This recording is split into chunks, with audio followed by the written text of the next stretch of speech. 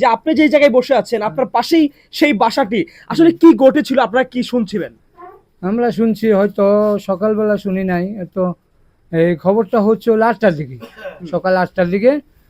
ওদের কাছেই যে খুন করছে, মানে তার 3 সন্তান এবং তার স্ত্রী এবং তার এক শ্যালক, এই 5জনকে খুন করে তারপরে তার বাড়িতে খবর পাঠাইছে, যে ফোনে বলছে যে আমি এখানে 5টা লোক খুন করে ফেলেছি, তোমরা লাশটি নিয়ে যাও এসে।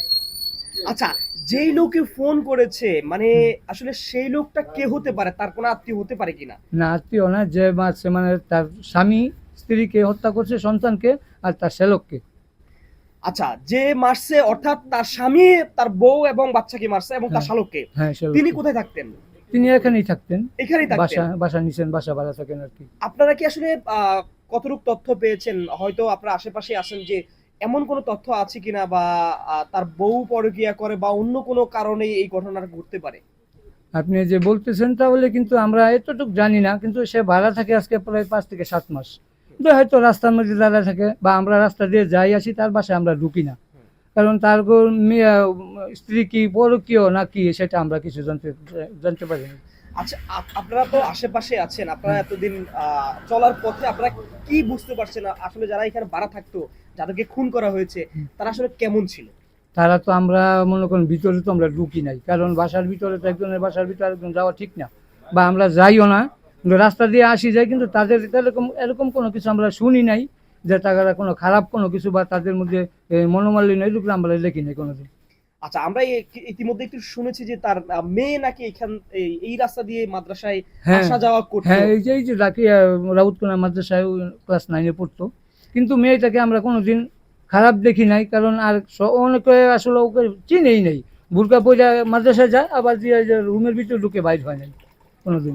মানে মেয়েকে দেখে আপনারা যতটুকু বুঝছেন যে হ্যাঁ, তাদের পরিবার ঠিক আছে, হ্যাঁ, মানে বোঝা গেছে, ঠিক আছে। ঠিক আছে। হ্যাঁ, এখানে কত বছর থাকতো তারা? এই 6 থেকে 7 মাস। 6 থেকে 7 মাস। হ্যাঁ, তার স্বামী সহ থাকতো হ্যাঁ, এখানে? স্বামী সহ। আচ্ছা, এখন আপনারা কি জানেন যে স্বামী আগে কি করতো?